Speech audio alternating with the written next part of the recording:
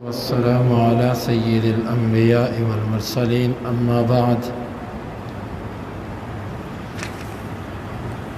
باب قبول ہدیت الصید، یہ باب ہے شکار کا تحفہ قبول کرنے کے بارے میں۔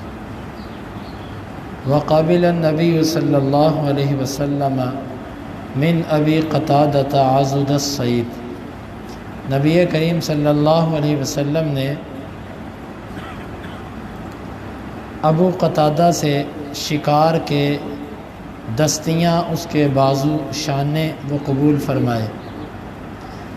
امام بخاری کہتے ہیں کہ ہمیں بیان کیا سلیمان بن حرب نے، وہ کہتے ہیں ہمیں بیان کیا شعبہ نے، وہ ہشام بن زید بن انس بن مالک سے، وہ انس رضی اللہ عنہ سے، وہ کہتے ہیں کہ انفجنا ارنبا، ہم نے ایک خرگوش کو بھگایا، بمر الزہران، مر الزہران جگہ پر، فسعى القوم، پس قوم دوڑی، فلاغبوا، پس وہ تھک گئے، فادرکتها، فاخذتها، میں نے اسے پکڑا، اسے پا لیا اور اسے پکڑا، فاتیت بها ابا طلحة فذبحها، میں اسے ابو طلحہ کے پاس لے کر آیا، انہوں نے اسے ذبح کیا۔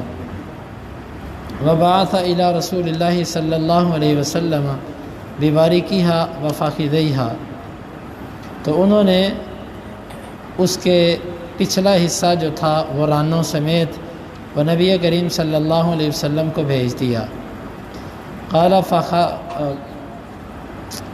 فخذیها لا شک فیہ، اور ایک روایت میں فخذیها کے لفظ ہیں، یعنی رانے بھیجی، اس میں کوئی شک نہیں۔ فقابلہ، پس آپ نے اسے قبول کر لیا۔ قلت واکل منہ، کیا آپ نے اسے کھایا؟ قال واکل منہ، آپ نے اسے کھایا۔ ثم قال بعد قبلہ، پھر اس کے بعد کہنے لگے آپ نے اسے قبول کیا۔ اس باب کو قائم کرنے کا مقصد اور حدیث لانے کا مقصد ہے کہ کسی مسلمان کا تحفہ قبول کرنا چاہیے۔ شکاری جانور کا بھی تحفہ کسی کو دیا جا سکتا ہے، یہ مطلب نہیں کہ کوئی یہ کہہ دے کہ اس پہ کون سے تمہارے پیسے لگے ہیں۔ شکار کا جانور تو انسان کے پیسے نہیں لگتے اس پر، تو یہ تو تم نے مفت میں لیا ہے، تو اس کا کون سا تم مجھے تحفہ دے رہے ہو؟ تو مطلب ہے کہ تحفہ ہوتا ہے، چاہے خریدی ہوئی چیز کا کیا جائے یا کسی قدرتی آزاد چیز کو پکڑ کر کسی کو تحفہ بھیجا جائے، یہ تحفہ ہوتا ہے۔ دوسری بات یہ معلوم ہوئی کہ خرگوش ایک حلال جانور ہے، اس کو کھایا جا سکتا ہے۔ بعض روایات کے اندر جو اس کے بارے میں آتا ہے وہ روایات ٹھیک نہیں ہے، درست یہ ہے کہ خرگوش حلال ہے، اس کو کھایا جا سکتا ہے۔ تیسرا یہ کہ یہ مر الزہران ایسی جگہ ہے جو مکہ سے تقریباً 16 کلومیٹر کے فاصلے پر ہے، تو وہاں پر خرگوش دیکھا، اس کے پیچھے بھاگے، تو انس رضی اللہ عنہ کہتے ہیں کہ میں نے پکڑ لیا، ابو طلحہ نے اسے ذبح کیا، اور اس کی جو رانیں تھیں وہ اللہ کے نبی صلی اللہ علیہ وسلم کو تحفتاً بھیج دیں۔ اس سے یہ بھی معلوم ہوا کہ تھوڑی سی چیز بھی کسی کو تحفہ دی جا سکتی ہے۔ خرگوش کتنا ایک جانور ہوتا ہے، اور اس کی 2 ٹانگیں کتنی بن جاتی ہیں۔ آپ صلی اللہ علیہ وسلم نے اس تحفے کو قبول کیا، اور راوی کہتا ہے کہ میں نے پوچھا کہ آپ نے کھایا بھی؟ تو وہ کہنے لگا جی ہاں، نبی صلی اللہ علیہ وسلم نے اس کو کھایا بھی تھا۔ تو یہ حدیث دلالت کرتی ہے کسی کے تحفے کو قبول کرنے پر۔ باب قبول الہدیتی، یہ باب بھی تحفے کو قبول کرنے کے بارے میں ہے۔ امام بخاری کہتے ہیں کہ ہمیں بیان کیا اسماعیل نے، وہ کہتے ہیں مجھے بیان کیا مالک نے ابن شہاب سے، وہ عبید اللہ بن عبداللہ بن عتبہ بن مسعود سے، وہ عبداللہ بن عباس سے، اور وہ الصعب بن جثامہ رضی اللہ عنہ سے، انہ اہدی لرسول اللہ صلی اللہ علیہ وسلم حمارا وحشیہ، انہوں نے اللہ کے نبی صلی اللہ علیہ وسلم کو جنگلی گدھا، گور خر، زیبرہ، یہ آپ کو تحفے میں دیا۔ وہو بالابوا، آپ ابوا جگہ پر تھے، او بودان، یا ودان جگہ پر تھے۔ فرد علیہ، آپ نے اس کا تحفہ واپس کر دیا۔ فلما رأى ما فی وجہہ، جب آپ نے تحفہ واپس کرنے کی وجہ سے اس کے چہرے پر ناپسندیدگی دیکھی تو آپ نے فرمایا اما انا لم نردہ علیک الا انا حرم، ہم نے تمہارا تحفہ صرف اس وجہ سے لوٹایا ہے کہ ہم احرام کی حالت میں ہیں۔ جب بندے نے احرام باندھا ہو یا حرم کی حدود کے اندر ہو، دونوں صورتوں کے اندر وہ محرم کہلاتا ہے۔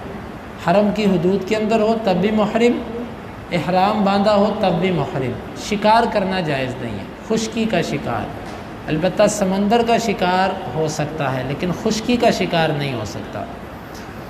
یہ صعب بن جسامہ رضی اللہ عنہ نے جنگلی گدھا شکار کر کے سارے کا سارا نبی صلی اللہ علیہ وسلم کی خدمت میں لے آئے اور کہنے لگے آپ قبول کیجیے۔ آپ نے فرمایا میں نہیں لوں گا۔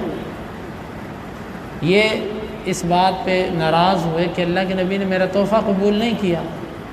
نبی کریم صلی اللہ علیہ وسلم نے جب ان کے چہرے پر ناپسندیدگی کے آثار دیکھے تو آپ نے فرمایا میں اس لیے قبول نہیں کر رہا کیونکہ میں احرام کی حالت میں ہوں، میں محرم ہوں۔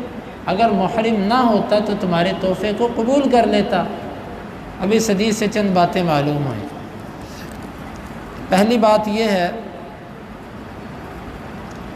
کہ اپنے سے چھوٹے کا تحفہ قبول کرنا، اور اگر قبول نہ کرے انسان تو عذر پیش کرے۔ کسی بڑے آدمی کو چاہیے کہ جب وہ کسی چیز کو رد کرے تو اس کا عذر بتا دے کہ میں اس وجہ سے رد کر رہا ہوں، تاکہ دلوں کے اندر بدگمانی اور دلوں کے اندر ایسی چیز پیدا نہ ہو۔ یہاں پر آپ نے تحفہ رد کیا، اس کی وجہ بتا دی کہ بھئی میں محرم ہوں، اگر محرم نہ ہوتا تو تمہارا تحفہ قبول کر لیتا۔ دوسری بات، پیچھے حدیث میں گزرا کہ ابو قتادہ رضی اللہ عنہ نے جانور کا شکار کیا، وہاں پر بھی حمار وحشی کا شکار تھا، 2 حدیثیں پہلے گزرا ہے۔ انہوں نے ذبح کرنے کے بعد اس کا گوشت نبی صلی اللہ علیہ وسلم کو دیا، آپ نے کھا لیا۔ وہاں بھی آپ احرام کی حالت میں تھے، یہاں پر بھی آپ احرام کی حالت میں ہیں۔ یہاں پر آپ کو تحفہ پیش کیا گیا، آپ نے رد کر دیا۔ وہاں بھی محرم تھے، وہاں قبول کر لیا، یہاں بھی محرم تھے، یہاں پر رد کر دیا۔ فرق کیوں؟ اس کی توجیہ جو اہل علم نے لکھی ہے وہ یہ ہے کہ وہاں پر اس نے گوشت ذبح کر کے کچھ حصہ نبی صلی اللہ علیہ وسلم کو دیا تھا، اور یہاں پر اس صحابی نے پورے کا پورا جانور شکار کر کے بغیر ذبح کیے اور بغیر اس کا گوشت بنائے اللہ کے نبی صلی اللہ علیہ وسلم کو پیش کر دیا۔ تو آپ نے اس کیفیت کو ناپسند کیا کہ یہ تو ایسے ہی ہے جیسے شکار، تو شکار محرم کے لیے نہیں ہے۔